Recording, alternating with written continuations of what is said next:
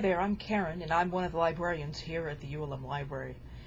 In this video, I'm going to tell you about EBSCO Discovery Service, or EDS, and what it does and how it's different from the other EBSCO you know, EBSCO Host. You may have already heard of EBSCO, or EBSCO Host, and if you haven't, that's just fine.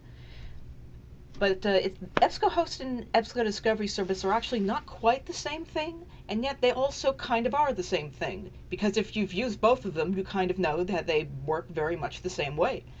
The only main difference is that EBSCO Discovery Service has access to our library catalog, as in information about our books, and they also have access to some of the other databases we have, like it can read some of the things that JSTOR has. But other than that, they're very similar, just about to the point that I would say that if you have access to EBSCO Discovery Service, there's really no reason why you would use EBSCO Host.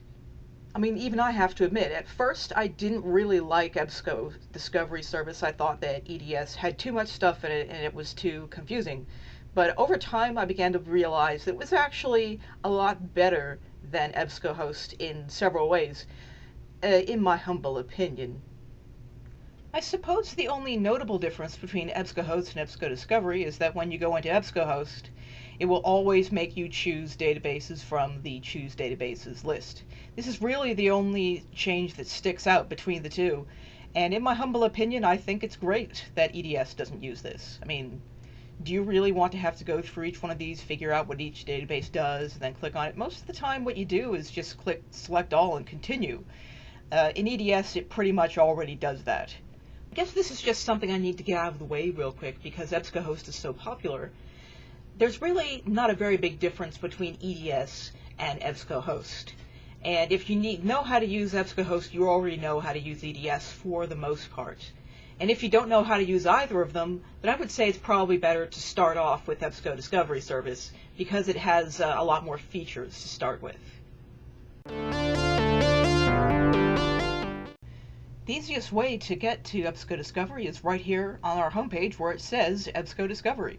And you can start a search in this box right away, or you can open up EBSCO Discovery Service with this image link here. But I'm going to start with a search on, let's say Peter Gabriel. He's cool. And just do a quick search. Now this does open up in a new tab or a new window. So if you have a pop-up blocker or something else sort of like that that prevents that window from opening, you can just use the regular link on the image here. So as you can see, we got a bunch of, well, what appears to be garbage, because this is not what I'm looking for. But there's many different ways we can use to give us more results. First of all, I'm going to use a little trick that you may have heard of, and this does work in Google too. I'm going to put quotes around Peter Gabriel, because the Peter Gabriel I'm looking for is the Sledgehammer guy, the In Your Eyes guy, you know, that singer. So if I put quotes around that, that'll make it so it's looking for his name, not a bunch of guys named Peter or Peter and the Angel Gabriel. It's just Peter Gabriel. So I'm going to click search again.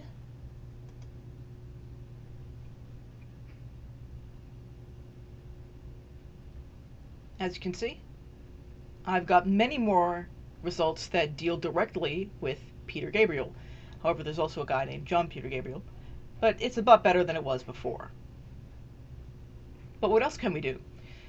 Well, in EDS, just like in EBSCO Host, over here on the left, you can make a lot of things happen.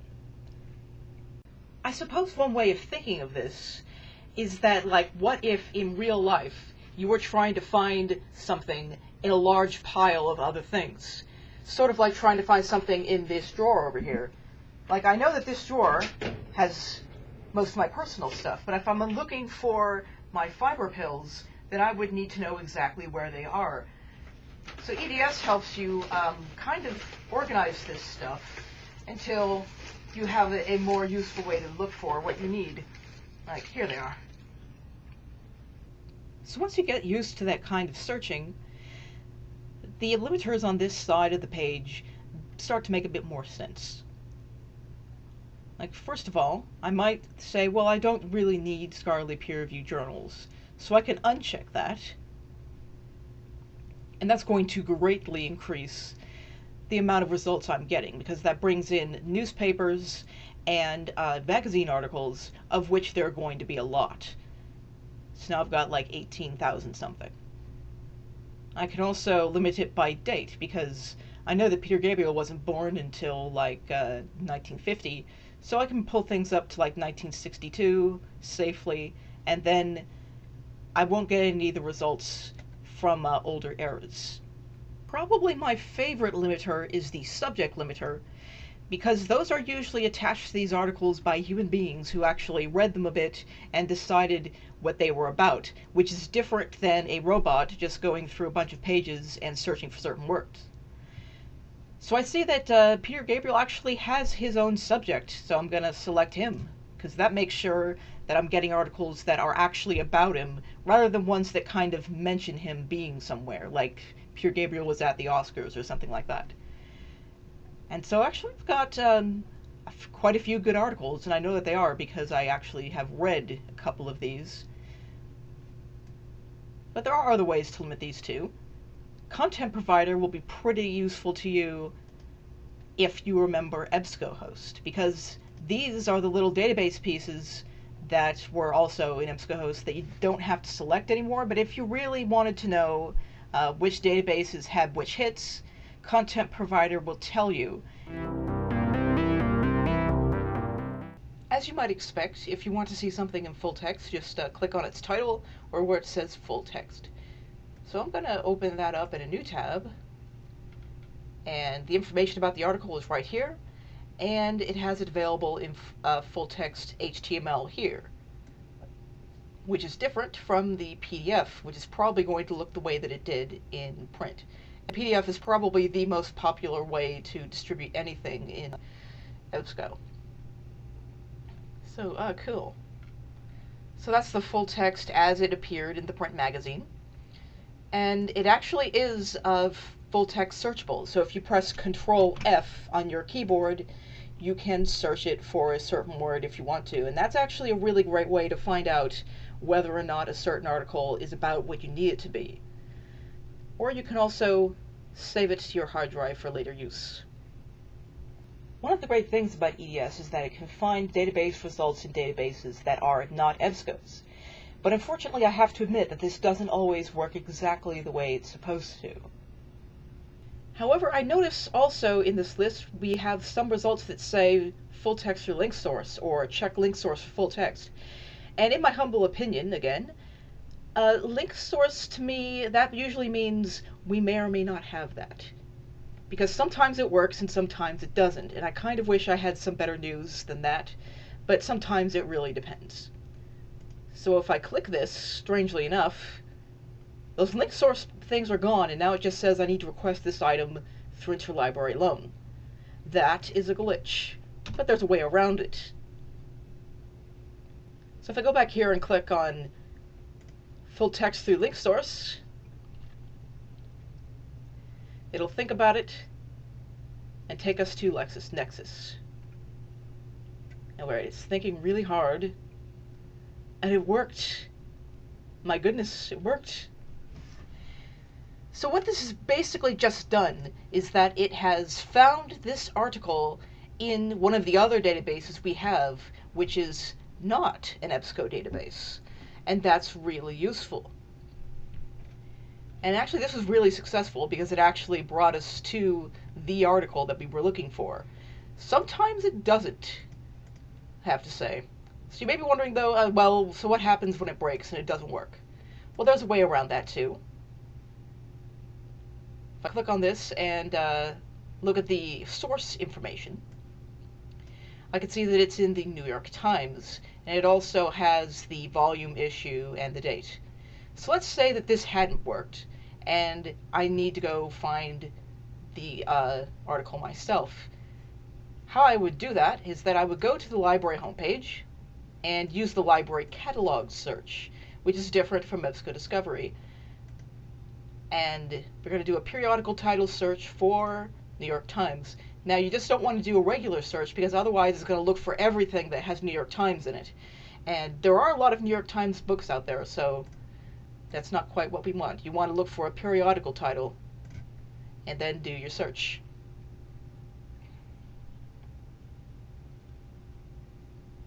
There. Search New York Times magazines, New York Times company, New York Times blogs, New York Times, and then some versions of the New York Times we actually have in print, but we want the electronic ones. Let's see, New York Times online.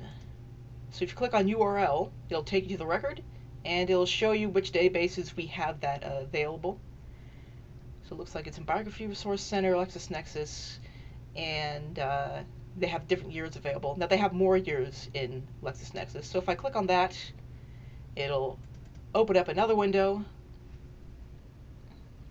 and take us to LexisNexis Academic with the source, the New York Times, already selected. So then I would be able to do that search to find the article title I was looking for, because it already has New York Times ready for me to search. And so I won't get into that right now, but basically what I want you to know is that when you see this saying request this item for interlibrary loan, that's not necessarily the end of the road. There may be a chance that you can get the full text of that article. However, if you try that and you can't find it in the catalog, that usually means that that's as far as it can go, and you will need to use interlibrary loan to borrow that article from somewhere else.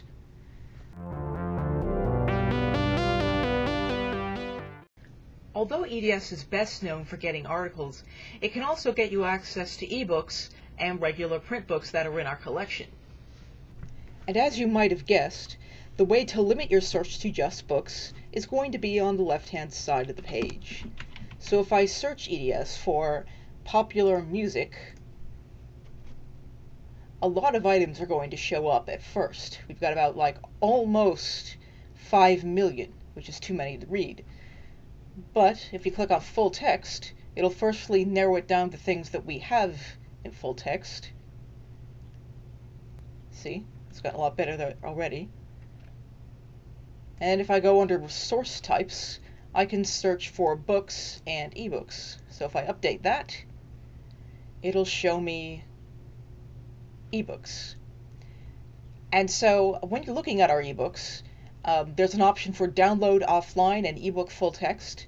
I would say don't click on download offline, because it is neither a download nor is it actually offline. It kind of needs an extra program to work.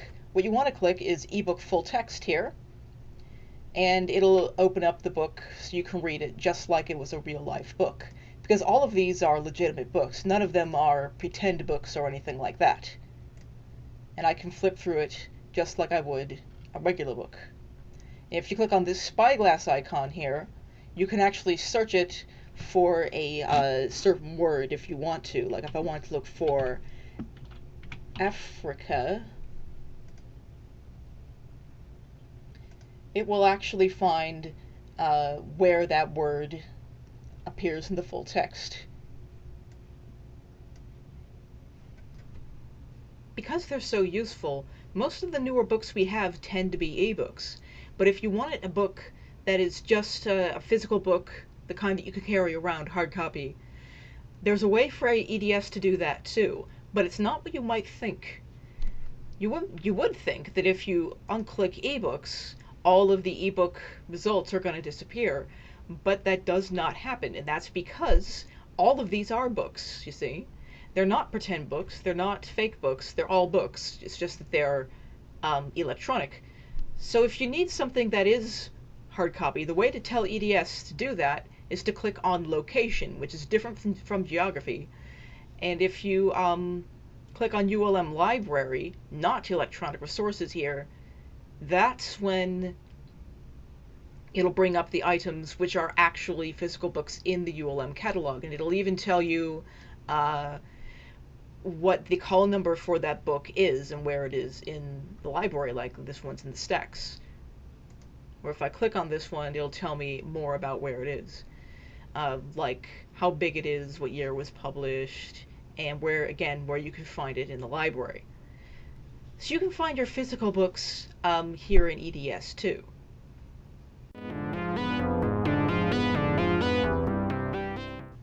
As as I'm looking at this list a bit more, I can see that there are some new articles which I haven't read yet, and that I might want to come back to later, but I don't have time to read right now. And so there's many different ways to share and hold on to results and articles.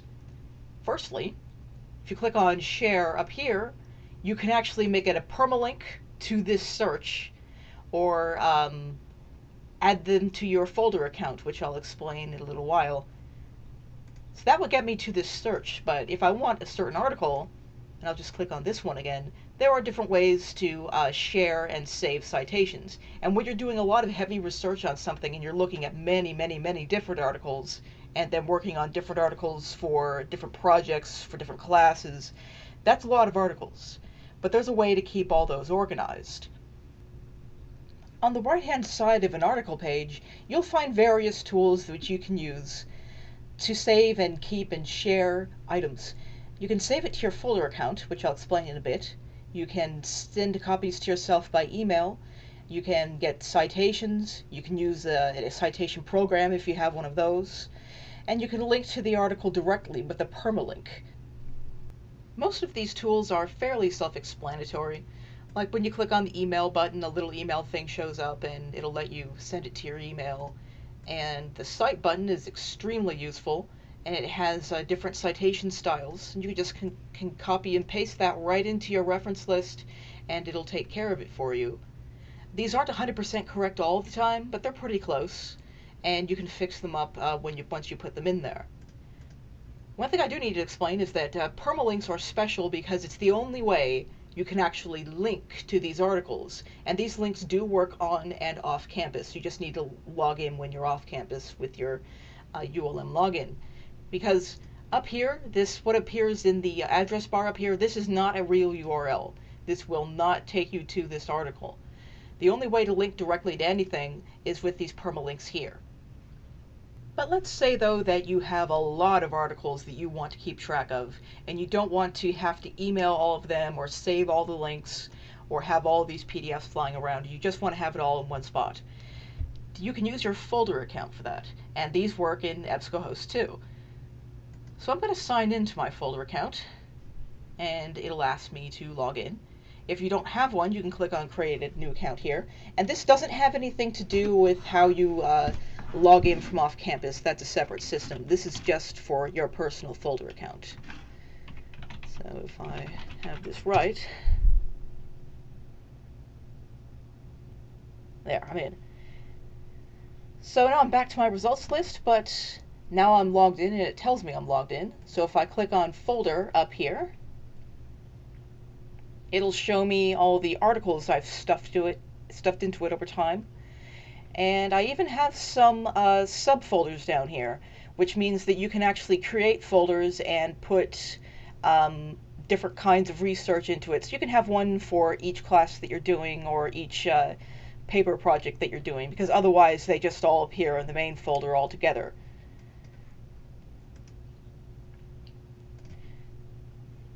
So let's say that I wanted to keep this in my folder. I can do that right away just by clicking plus folder, so I don't have to actually go into the article at all to do that. Like here's a Time cover story, Time International 2008. Well, I haven't read that, so I'll just stick it right in there. This also works here in the article view, or you can just click Add to Folder, and here it'll actually give me the option to put it in a particular folder of my choosing. Like, let's say I wanted to put it into libs and comps, so I can just put that there. And so that's a really nice, nifty way to keep your articles organized. So that's EDS. I personally like it, but if you don't, that may actually be too bad. That's right. If you decided to go visit tech, you would find that they're using EBSCO Discovery Service.